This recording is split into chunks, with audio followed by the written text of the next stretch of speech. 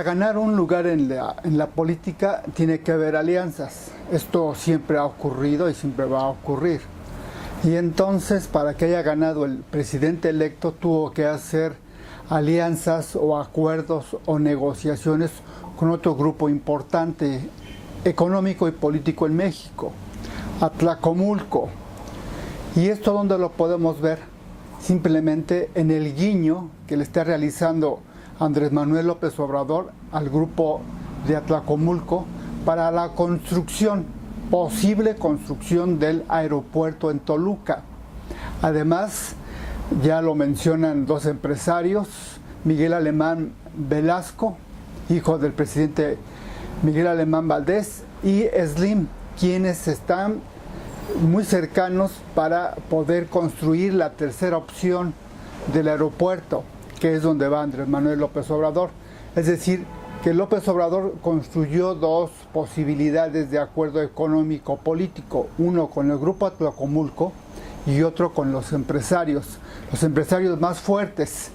Y el otro tipo de empresarios, un poquito con menos poder económico, que está agrupado en el Consejo Coordinador Empresarial, con ellos está peleando el presidente electo, por supuesto. Pero finalmente te tienes que aliar con las personas o los grupos que uno cree son más poderosos. En este caso, con el grupo de Miguel Alemán Velasco y con Carlos Slim. Lo que sucedió el fin de semana en la balacera, donde murió un guardaespaldas de Norberto Rivera, esto me indica que hay grupos que quieren venganza.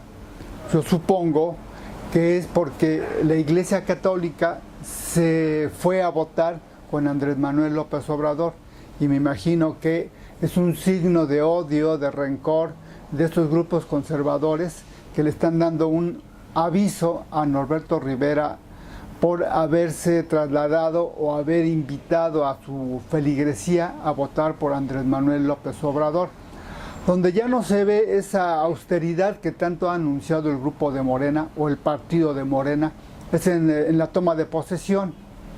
Hoy aparece en los periódicos que el Congreso de la Unión, en el Poder Legislativo, se van a hacer remodelaciones, y esas remodelaciones, como quiera que sea, implican gastos.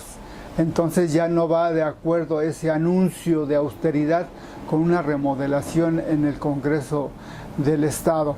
Y para que haya más problemas, en el caso de los 43 allá en Iguala, hoy liberan a un personaje que le llaman La Rana. Es una persona directamente vinculado con los 43 y lo liberan porque no encuentran un argumento jurídico para poder retenerlo. Y entonces, si lo liberan, se complica más el asunto, más difícil encontrarle una solución o encontrar el origen a este problema de los 43 allá en Iguala. Y el PRI, que es la primera vez que yo encuentro desde hace mucho tiempo, está planteando la expulsión de gente que votó por otro partido.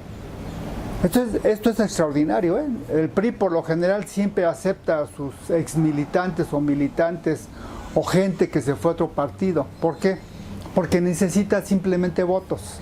Pero en este caso, como ya está asumiendo su condición de partido de cuarta o de quinta, en el estado de Guerrero viene siendo la segunda fuerza, pero a nivel nacional está ubicado entre tercera, cuarta o quinta fuerza política.